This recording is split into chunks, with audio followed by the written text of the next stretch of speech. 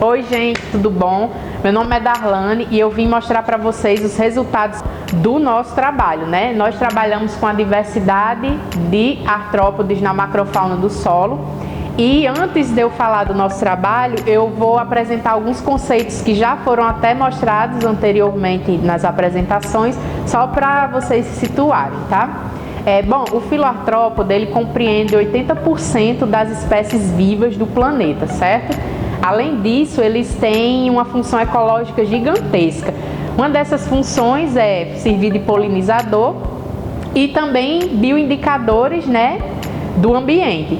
Por esse fator, eles estão sendo amplamente estudados, né, para saber se um ambiente está sendo afetado ou não pelas ações antrópicas. No caso, nosso trabalho vai usar os bioindicadores, né, os artrópodes como bioindicadores para análise de 3 áreas aqui na cidade de Natal, tá? O ambiente que a gente vai trabalhar é um ambiente de Mata Atlântica, né, um bioma de Mata Atlântica, né? E esse bioma ele é distribuído em 17 estados do território brasileiro. Antigamente, o bioma Mata Atlântica ele ocupava 15% do território total do país, mas devido às poluições, desmatamento, hoje esse bioma só ocupa 8% do território. As atividades antrópicas, elas proporcionam diferentes níveis de impactos na natureza, né? E o objetivo deste trabalho é justamente isso, estimar a qualidade ambiental em diferentes áreas expostas a diferentes impactos. E para isso nós vamos usar a comunidade de artrópodes de solo como um parâmetro indicativo para avaliar a qualidade ambiental, né? E mensurar o grau de conservação de ecossistemas do ambiente. Então, para essa pesquisa, nós lançamos um questionamento, né? Será que a diversidade de organismos artrópodes da macrofauna existente no solo irá variar em função da interação das diferentes atividades antrópicas? Para esse questionamento, a gente lançou também uma hipótese, que sim, que a diversidade em cada área vai ser diferente e proporcional ao nível de conservação de cada área. Então, nossos materiais e métodos, o que foi que a gente utilizou para realizar essa pesquisa, né? Nós utilizamos armadilhas tipo pitfalls. Nós trabalhamos ali no Parque das Dunas, né? No bairro, situado aqui no bairro do Tirol. E é uma área que é de Mata Atlântica, é uma remanescente de mata, né? O ambiente mede 1.172 hectares, né? O clima é tropical úmido, as temperaturas variam de 26 a 31 graus. E essa área ela está sob os cuidados do Instituto de Desenvolvimento Econômico e Meio Ambiente, né, o IDEMA. Vou deixar uma foto para vocês da área de estudos da gente, né, uma visão de cima para vocês verem a área do Parque das Dunas no geral. E depois uma outra imagem mostrando as áreas 1, 2 e 3, que foram as áreas onde a gente atuou, montou as nossas armadilhas. Então a primeira área a gente chamou de área controle. Essa área era uma região de mata fechada e nessa área havia pequena influência humana, ou seja, nessa área de mata fechada quase não há interferência humana ali. Então a gente chamou ela de área controle. A segunda área a gente chamou de área de pressão 1, que é uma região de mata de trilha didática, né? Ou seja, mesmo sendo uma unidade de conservação, ainda assim ela sofre interação, né? Moderada e com alguns cuidados, mas ainda assim sofre, tá? E a área 3 a gente chamou de pressão 2, que essa área 3 ela é a região da borda da mata do Parque das Dunas e ela é circundada por uma rodovia. E a área de estudo da gente ficou entre o setor 1 e 2 aqui da UFRN. Os materiais utilizados, né? Nós utilizamos a coleta passiva, né? Nós montamos armadilhas tipo pitfalls, né? Essas armadilhas, os recipientes eram preenchidos com solução conservante. Essa solução era água, detergente neutro e sal, né? Essa campanha ela durou 24 horas, né? Montamos as armadilhas, esperamos 24 horas para que fossem coletados, né? Os artrópodes caíssem nos pitfalls e aí no dia seguinte, no fim das 24 horas, a gente voltou para recolher, né? Então, assim, a gente distribuiu essas armadilhas em 16 pontos, né, em cada área. Foram montadas 16 transectos lineares, né? Nesses transectos, né, tinham 4 subamostras. Essas 4 subamostras elas eram separadas entre si por cerca de 25 centímetros, a distância entre cada uma dentro do transecto, né?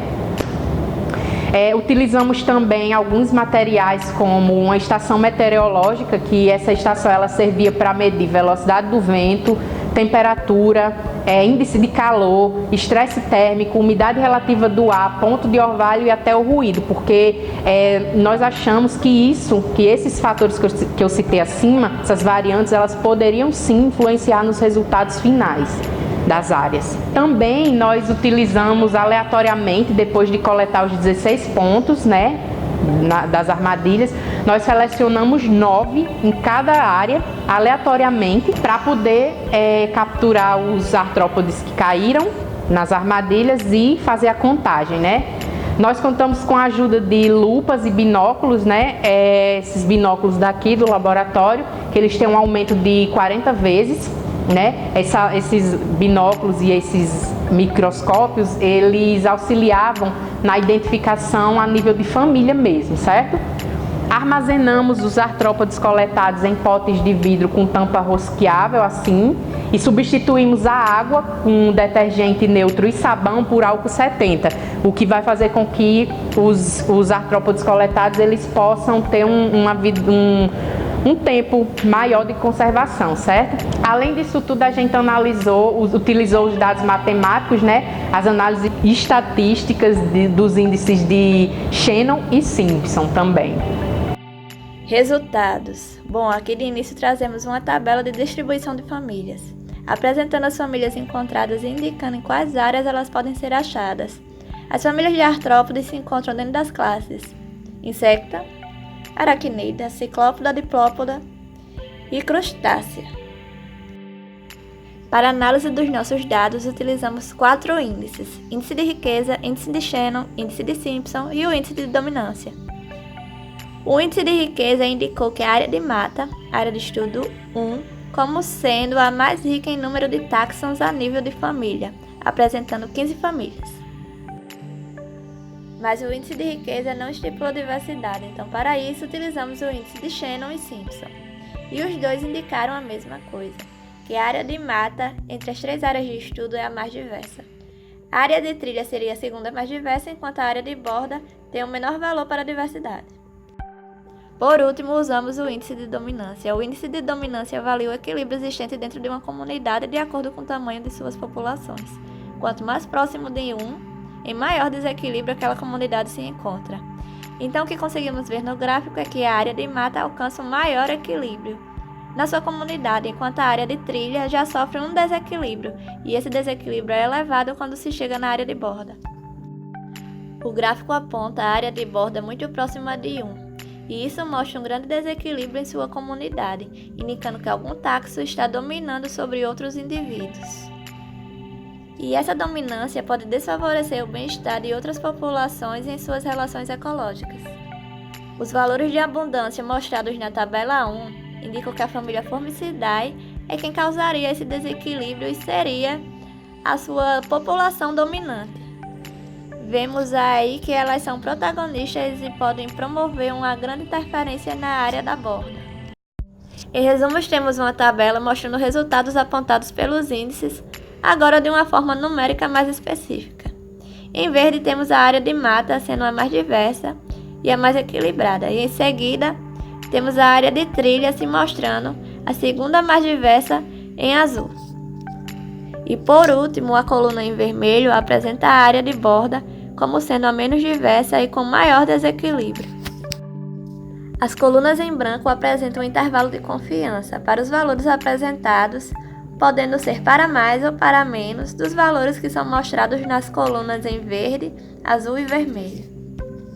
Então, esses resultados confirmariam a hipótese feita no início desse trabalho, que estipulava que a diversidade em cada área será diferente e proporcional ao nível de conservação existente no ambiente.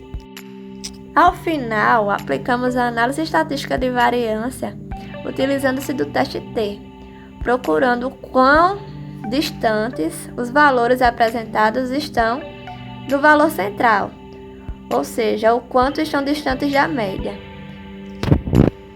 indicando o quanto as áreas seriam diferentes de uma para a outra. Avaliando os resultados dados lá pelos índices de diversidade Simpson e Shannon. O teste T indicou que a variância existente na comparação mata sobre a borda é muito baixa, o que pode ser visto na terceira coluna da tabela. Podemos ver aí uma curiosidade. A variância é tão baixa, ou seja, muito próxima da média, indicando que a área de borda pode ser tão quanto diversa à área de mata. A área de borda pode ser tão diversa quanto a área de mata, podendo ser até mais diversa que a área de mata. Os artrópodes e sua diversidade é um fator ambiental bem indicativo. Isso porque espécies podem estar atreladas a um ou mais fatores ecológicos, e conhecer a diversidade de espécies e seu grau de interação com o meio ambiente nos permite analisar os efeitos das modificações antrópicas sobre os ecossistemas. Então, o fator da área de mata ser mais diversa que as outras áreas seria explicado pelo levantamento desse indicativo biológico. Ou seja, a presença de artrópodes e sua diversidade indicam por uma análise preliminar a área de mata como um ambiente mais conservado. A trilha é a segunda área mais diversa, indicando uma menor conservação. Nela podemos encontrar um nível de relações antrópicas médio, porque as trilhas possuem constante interferência humana devido ao tráfego de pessoas nelas feitas com uma determinada frequência. Na área de borda encontramos um menor índice de diversidade, indicando um ambiente mais impactado. E essa área foi caracterizada como a área de maior interferência antrópica, por estar muito próxima da área urbana. Lá temos tráfego de veículos e liberação de fuligem. Temos também uma maior produção de ruído.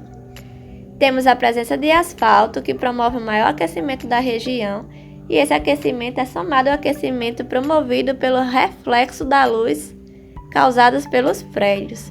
O solo que era para ter vegetação possui uma grande quantidade de lixo e muito fragmento de asfalto, que deve ter sido desprezado assim de uma forma indiscriminada, se perdendo área de solo nas periferias da borda. Esses fragmentos são totalmente impermeáveis, dificultando a filtração. Mesmo assim, a borda ainda possui uma vegetação muito densa. Mas vendo a variância indicada pelo teste T, questionamentos vêm à nossa cabeça. A mata é completamente diferente da borda a nível de diversidade, mas as duas se mostram completamente semelhantes quando se olha a variância encontrada, que é baixíssima. Então, a nova análise foi feita excluindo todos da família Formicidae, dominante na área 2 e 3. Incluindo os pertencentes a essa família que se distribuíram na área de mata, porém que não mostraram dominância com relação aos outros táxons. Agora temos esses resultados demonstrados na tabela 4, mostrando a similaridade existente entre a área de borda e a área de mata. As duas são semelhantemente diversas e que as duas áreas também teriam suas populações semelhantemente em equilíbrio, sem a presença de populações dominantes. Vendo o intervalo de confiança, podemos até dizer que a área de borda é em um pequeno número mais diversa que a área de mata. Entre as três áreas de estudo, a área de trilha é a que se mostra menos diversa e a menos equilibrada, tendo aí a presença da dominância de algum grupo taxonômico, que muito provavelmente será a família Grylidae por conta da sua abundância. A variância existente entre as áreas de mata e a área de borda vistas na coluna 3 é maior, mostrando números mais distantes da média. Mas por que a área de borda é tão diversa quanto a área de mata se a área de borda é mais impactada? Bom, isso pode ser ligado aos fatores resistência e sensibilidade. Muitos dos táxons presentes na área de mata não estão presentes na borda, como muitos dos táxons presentes na área de borda não estão presentes na mata.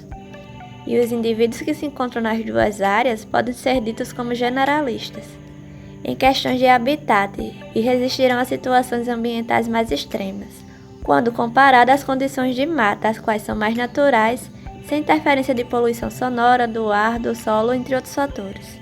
Aos organismos que resistem às condições impostas pelo homem, podemos dizer que eles são mais adaptados e possuem estruturas para estar vivendo sob tais fatores. Então podemos dizer que os táxons presentes na borda são mais resistentes, enquanto os presentes na mata são mais sensíveis. e estão presos à manutenção daquelas condições naturais para a manutenção de suas vidas. Um exemplo da resistência desses animais de aborto da sua característica como generalistas são as formigas. Sim, elas de novo, as formigas cortadeiras. Essas formigas são encontradas facilmente em jardins de grandes centros urbanos. Esses resultados nos levam a refletir, será que, apesar de todos os impactos existentes na área de borda, será que ela é realmente impactada como pensávamos? Um exemplo da resistência desses animais de aborto da sua característica como generalistas são as formigas. Sim, elas de novo, as formigas cortadeiras. Essas formigas são encontradas facilmente em jardins de grandes centros urbanos. Esses resultados nos levam a refletir, será que, apesar de todos os impactos existentes na área de borda, será que ela é realmente impactada como pensávamos? Uma coisa não se pode negar, os ambientes possuem características diferentes. Mas para melhor conclusões, talvez seja necessário o uso de outros parâmetros indicativos. Até mesmo usar os mesmos indivíduos, só que classificando a nível de espécie. Os resultados podem ser outros. Porém, mesmo com toda essa problemática, para a conclusão desse trabalho, consideramos todos os taxons encontrados, incluindo as formigas. E concluímos que a diversidade para cada área é diferente e proporcional ao nível de conservação existente. Quantos maiores os danos e a frequência de atividades antrópicas exercidas no ambiente, menor é a diversidade existente naquela região.